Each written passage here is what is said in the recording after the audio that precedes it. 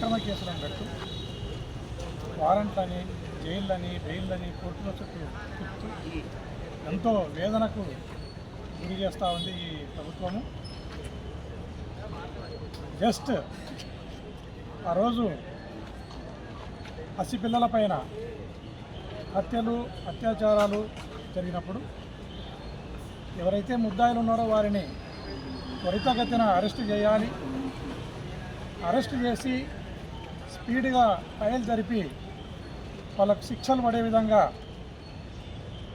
చేయాలి. చేసి ప్రజలకు ఒక భరోసా, ఒక భద్రత, ఒక నమ్మకం కలిగే విధంగా ఈ ప్రభుత్వం వ్యవహరించాలి అని మాట్లాడినందుకు ముద్దాయిలను వదిలేసి మాట్లాడిన వారి జరిగింది. ఇది చాలా దారుణం.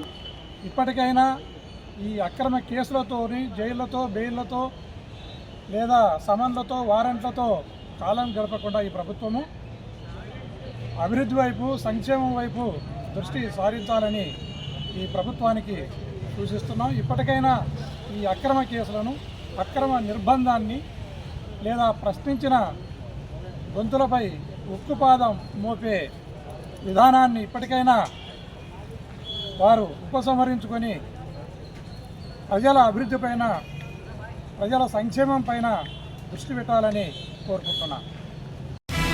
మరింకెందుకు ఆలస్యం, మైనా మీడియా ఛానల్ ను సబ్స్క్రైబ్ చేయండి, పక్కనే ఉన్న బెల్ ఐకాన్ క్లిక్ చేయండి.